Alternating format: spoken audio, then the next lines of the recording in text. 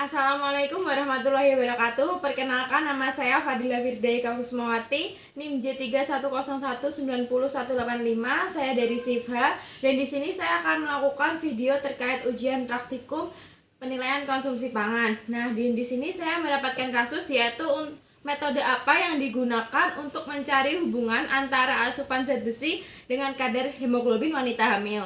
Nah, menurut saya metode yang digunakan dengan clue-clue yang diberikan yaitu cepat dan sederhana adalah metode FFQ. Kenapa metode FFQ?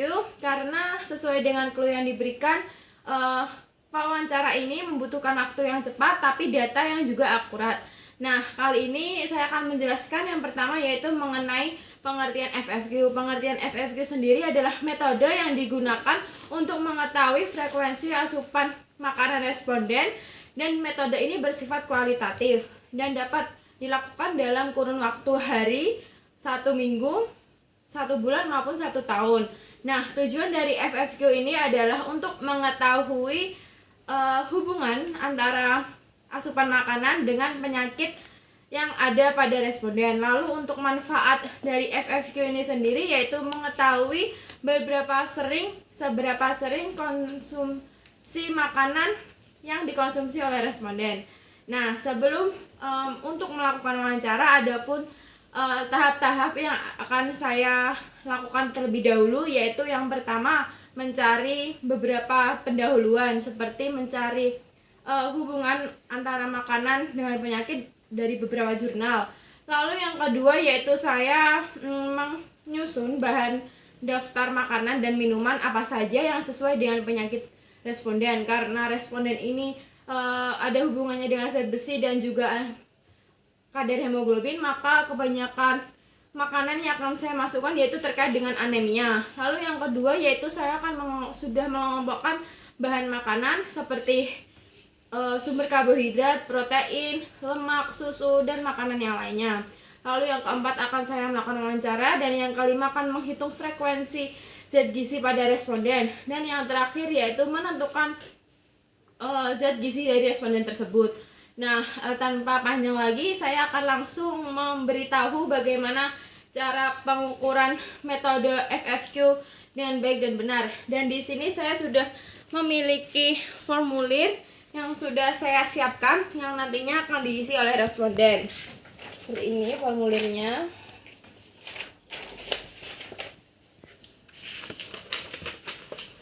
Nah, ini lembar ketiga, lembar keempat, lembar kelima, dan lembar yang keenam.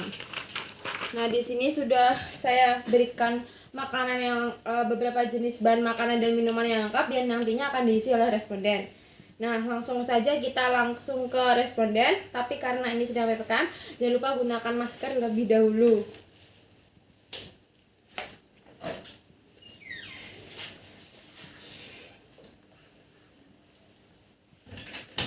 Nah, langsung saja kita ke responden.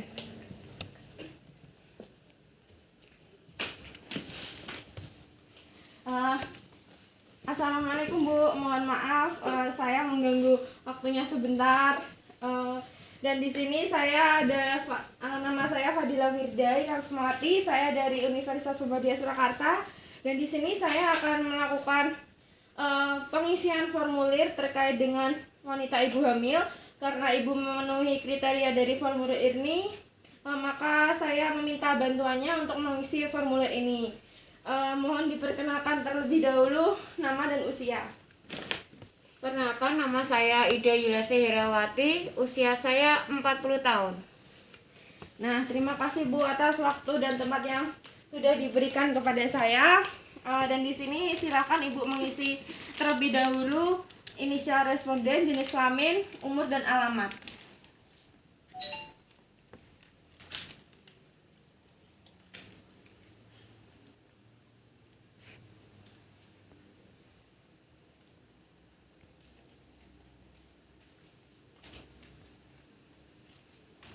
Nah, nomor responden di sini bisa ditulis nomor 1, Bu. Nah, dan di sini saya akan menjelaskan terlebih dahulu. Dan di sebelah sini ada tulisan frekuensi rata-rata tidak perlu diisi. Dan di sini juga ada sudah hari, minggu, bulan, dan tahun, dan tidak pernah. Nah, di sini sudah saya tuliskan beberapa bahan makanan. Contohnya seperti ini. Nasi putih. Ibu mengkonsumsi nasi putih biasanya satu hari berapa kali? 3. Misalnya 3 kali. Tulis 3 kali. 3x gitu. Nah, dan apabila contoh yang lainnya seperti mie basah, ibu mengkonsumsi dalam harian, mingguan, atau bulanan? Sebulan 1 kali. Oh, apabila sebulan 1 kali, ibu menuliskan di sebelah bulan 1 kali. Seperti itu ya, Bu. Dan berlaku untuk yang lainnya. Silahkan diisi.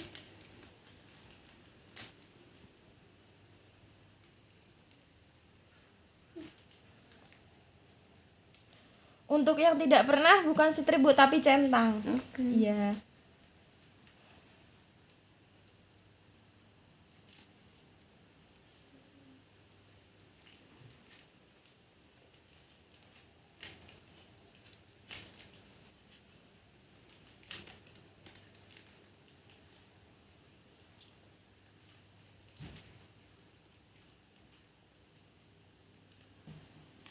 Nah, ini kolom kosong ini apabila sumber karbohidrat lain yang ibu pernah makan tapi belum tercantum di sini bisa dituliskan. Kalau misalnya tidak ada, dilewati juga tidak apa-apa.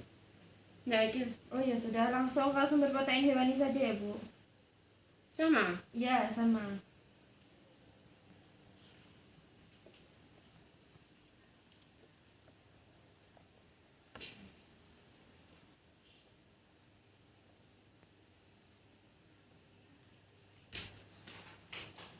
Udah? Lanjut ke halaman berikutnya. Ini tadi harian ya, Mi? Iya. Hari, minggu, bulan, tahun, dan tidak pernah. Hari Minggu.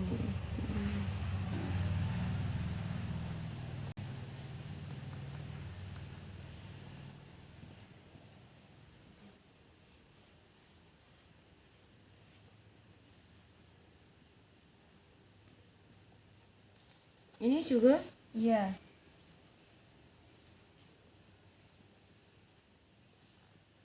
macam nah.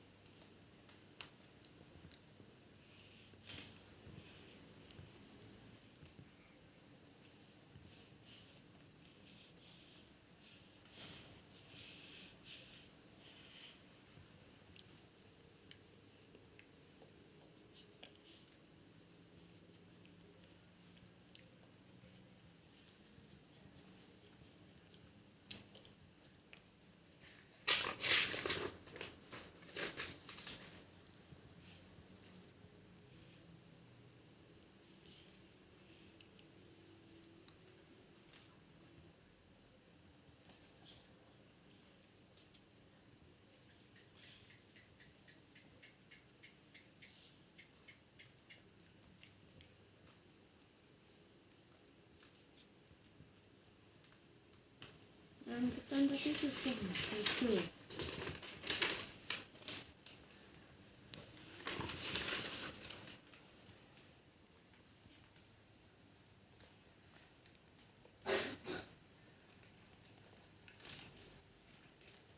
Minyak kelapa itu kayak minyak goreng biasa ya. Minyak goreng biasa.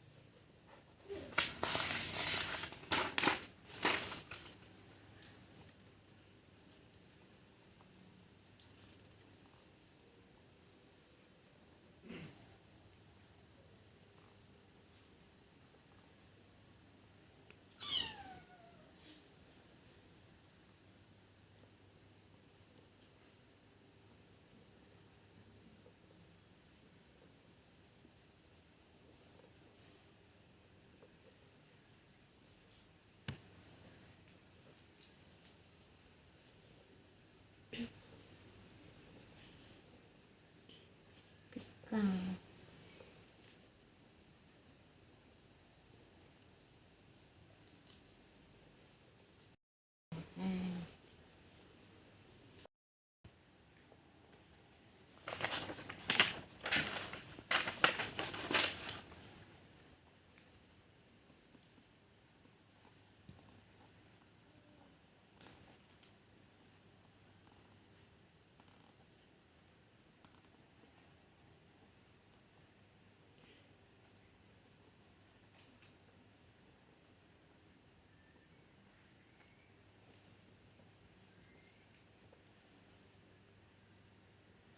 Minuman air putih tiapnya satu. Gimana ini minum terus ini? Misalnya ditulis misal itu 1 gelas Bu, berlaku 1 gelas.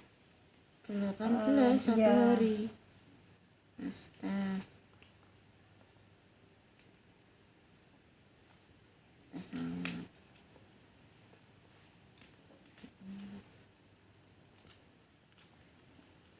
Boba, teh hijau, secang. Oke, sudah. Nah, terima kasih Bu atas waktunya. Ini saya ingin menanyakan apakah ada keluhan selama menjalani masa kehamilan? Biasanya itu apa? Sakit gigi. Keluhannya sakit gigi. Lalu untuk pusing, mual-mual? Kadang-kadang.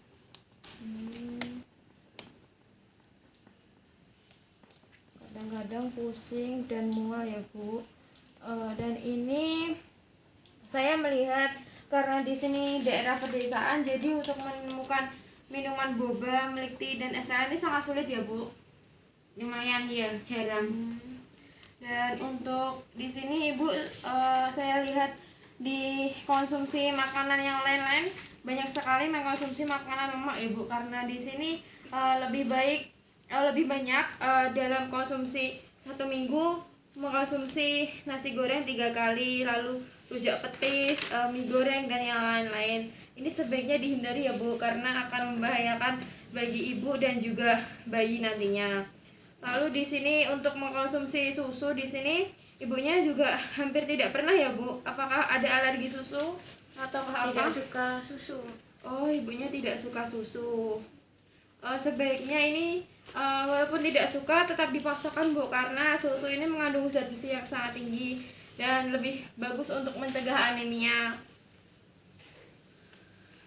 Lalu untuk buah-buahan sudah cukup baik ya Bu, walaupun sering mengkonsumsinya dalam mingguan, tapi sudah sangat sering daripada tidak pernah. Lalu untuk sayuran juga cukup bagus, variasinya sudah banyak. Dan juga di sini untuk konsumsi protein kebanyakan dari telur ya Bu. Iya.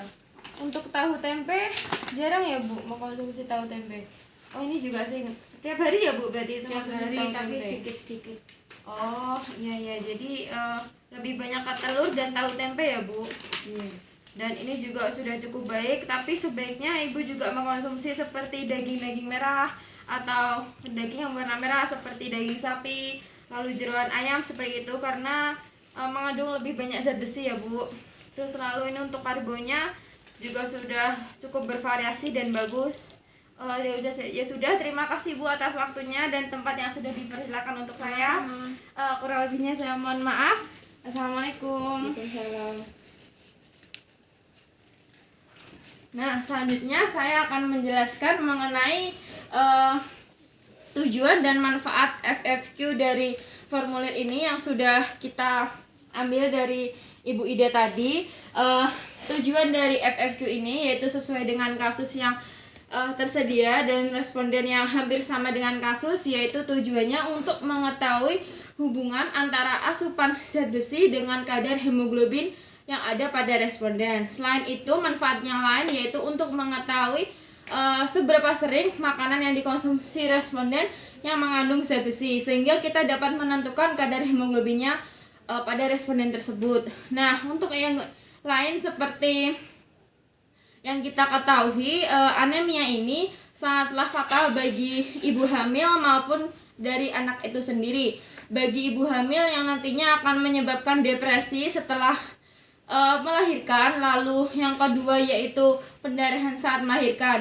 Lalu untuk anaknya atau bayi itu sendiri, apabila seorang ibu mengalami anemia, bayi akan lahir berat badan lahir rendah, bayi prematur, dan yang paling fatal yaitu bayi akan mengalami anemia dan bahkan sampai kematian. Nah, adapun cara untuk mencegah anemia ini yaitu anemianya dapat dicegah dengan kita sering mengkonsumsi makanan yang mengandung banyak zat besi. Seperti yang pertama yaitu kita mengkonsumsi makanan yang berwarna hijau, sayuran yang berwarna hijau. Lalu jeroan daging seperti daging sapi maupun daging ayam. Lalu yang ketiga susu, dan yang keempat suplemen dari apotek maupun dokter. Nah, selain makanan yang tadi yang saya sebutkan untuk mencegah anemia, makanan tersebut juga dapat untuk menguatkan kekuatan otot kita dan juga untuk menyehatkan kesehatan otak. Nah, dan di sini saya akan membahas mengenai asupan gizi dari responden yang sudah saya dapatkan. Nah, dan di sini kita akan menghitung frekuensi rata-rata per hari. Nah, di sini cara menghitungnya yaitu 3, karena ini hari dan ini juga hari, dan responden mengkonsumsi 3 kali. Jadi ini tetap ya teman-teman. Jadi ini 3. Lalu yang selanjutnya yaitu bulan, dan mengkonsumsi mie basah sebanyak 1 kali. Dan ini 1 dibagi 30 sama dengan 0,3. Lalu selanjutnya yaitu mie kering, dan di sini responden tidak mengkonsumsi sama sekali. Lalu selanjutnya yaitu roti, frekuensi rata-rata 1 hari 1, karena mengkonsumsi roti setiap hari sebanyak 1 kali. Lalu selanjutnya yaitu ada singkong sebanyak 1 kali dalam sebulan. Jadi 1 dibagi 30 sama dengan 0,3. Lalu selanjutnya yaitu ada ubi jalar 1 dibagi sebanyak 1 tahun. Sebanyak 1 tahun dan hanya mengkonsumsi ubi jalar sebanyak 1 kali. Jadi ini kita bagi karena 1 tahun kurang lebih ada 365 hari. Kita akan membaginya menjadi 365. Yaitu hasilnya 0,003 ya teman-teman. Dan selanjutnya akan diisi seperti itu. Nah, saya mengkategorikan zat gizi yang dikonsumsi oleh responden ibu hamil ini sangat kurang. Kenapa? Karena kurang dan kadar hemoglobin dan zat besi yang dikonsumsi ibu ibu IYH ini sangat kurang. Kenapa? Karena yang pertama, untuk makanan zat besi seperti susu,